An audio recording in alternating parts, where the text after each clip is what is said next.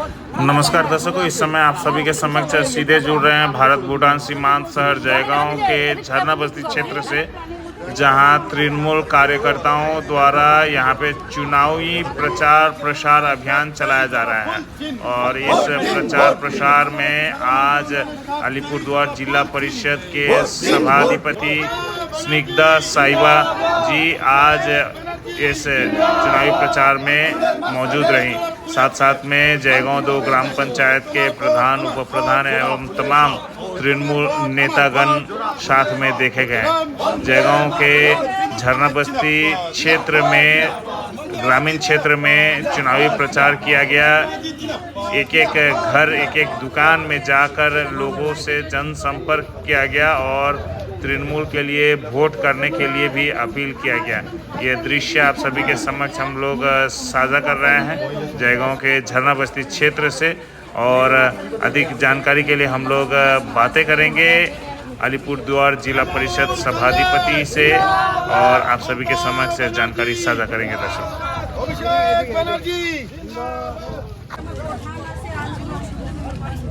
दादा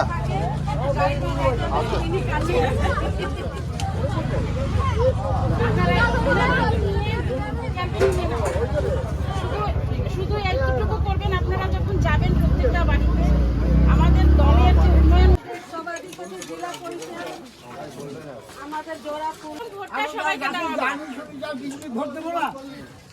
কাকে দিবেন? বিজেপিকে দেবো না। আপনার ভোট তো আসবে, আপনার সাথে দুটো কাজকর্ম করে তাকেও বললেন এবার আমাদের দিদিকে মজবুত করতে।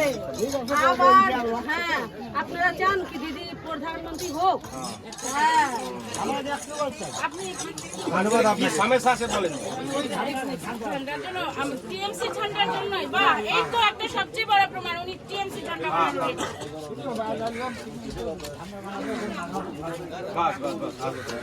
ঠিক আছে।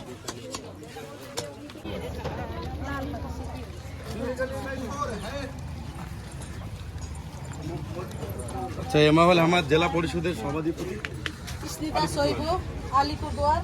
আমরা ভোট নেবার জন্য আপনাদের কাছে আবেদন করছি, আগামী 19 এপ্রিল আপনারা জোড়া ফুল চিহ্নে যেন ভোটটা দিয়ে আমাদেরকে দিদির হাতকে আরো মজবুত করতে হবে, এতটুকু আবেদন করে রাখছি।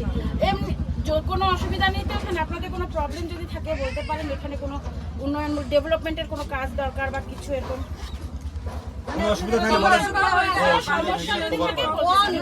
অসুবিধা আলোচনা থাকলে জানান। আমাদের সভাধিপতি মহিলারা কোথায়? মহিলারা কোথায়? লক্ষ্মীর ভান্ডার পান আপনারা? সবাই পান? আমি পাই কেন? কিসের জন্য? এখন কিছু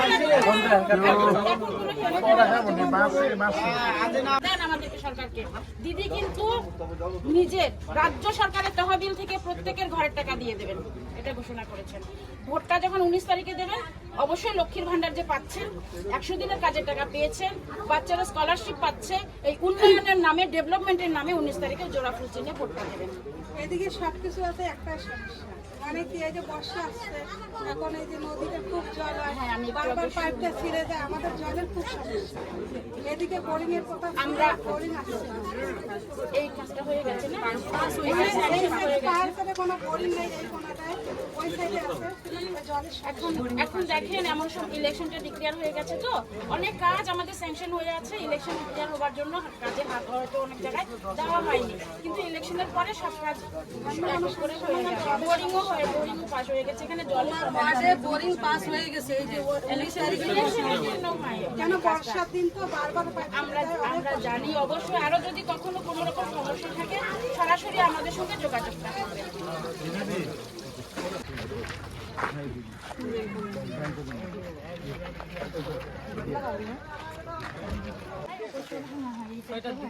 আচ্ছা আচ্ছা, ঠিক আছে। এমনি কোনো সমস্যা নেই তো আপনাদের? কি সমস্যা? আপনার সমস্যা থাকলে বলেন না।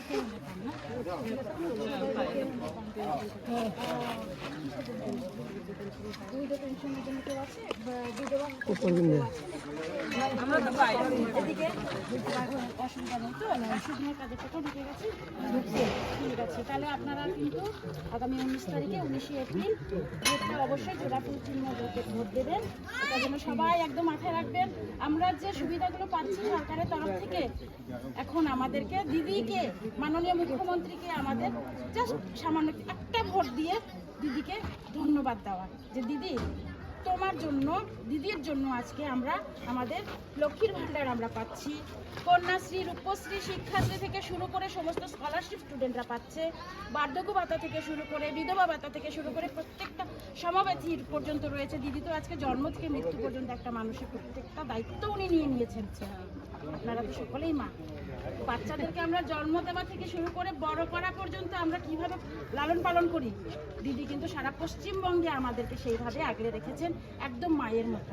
তাহলে মাকে, মার ঋণ তো কোনোদিনও শোধ করা যায় না। শুধু আমাদের একটাই দায়িত্ব, 19 তারিখে জোড়াফুল চিহ্নে যেন আপনারা ভোট করছেন, অবশ্যই আমাদের দিদির হাতে ক্যাম্পিংও করতেছে। আমার এখানে এখনটা টিম আছে, আমার ঘরে এখনটা টিম আছে, ওরা সবাই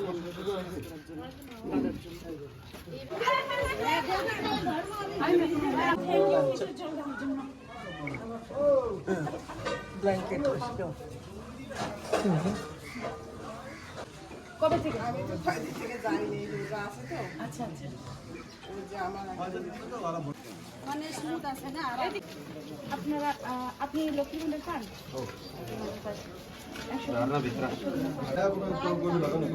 কেউ নাই মানে ফ্যামিলি মেম্বার কে কি আছে বাড়িতে?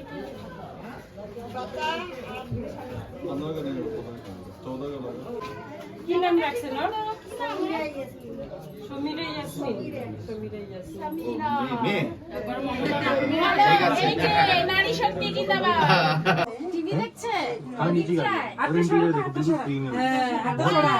डायमंड की तरह এই তো और ये देखो বালিশ দাও তো, বালিশ দাও আর और মাথার स्क्रीन নিচে देखो पूरी বালিশ यहाँ দাও। से लेके पूरी यहाँ से स्क्रीन है।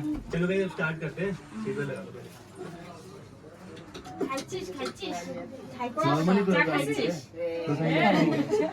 ভাত খাবো না? अब स्टार्ट को पता भी चलेगा तो स्टार्ट हो जाएगा। जैसे नॉर्मली गाड़ी में आवाज है, इंजन की स्टार्ट होती है, इसमें इंजन नहीं है, बैटरी है, तो आवाज भात नहीं खाबो ना? भात है। करो स्टार्ट, करो स्टार्ट।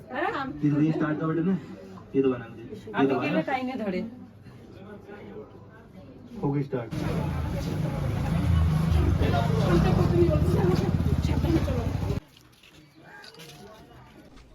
আপনারা সকলে জানেন যে আগামী 19শে এপ্রিল আমাদের লোকসভা ইলেকশন। আমাদের দলীয় প্রার্থী সম্মানীয় প্রকাশ চিকবারাই, ওনার প্রচারে আমরা আজকে এখানে জায়গাতে এসেছি। এমনি সারা ডিস্ট্রিক্টে আমাদের প্রচার চলছে, সমস্ত স্তরে আমাদের বিভিন্নভাবে প্রচার চলছে। আজকে আমাকে এখানে জায়গাতে আসতে হলো। আমার অনেক দিন থেকে ইচ্ছা ছিল এইসব জায়গাগুলো ঘুরে দেখা। এবার সবাই তো আমাকে চেনে এমনিতে, কিন্তু একজন সভাধিপতি হিসেবে আসাও একটা ব্যাপার থাকে।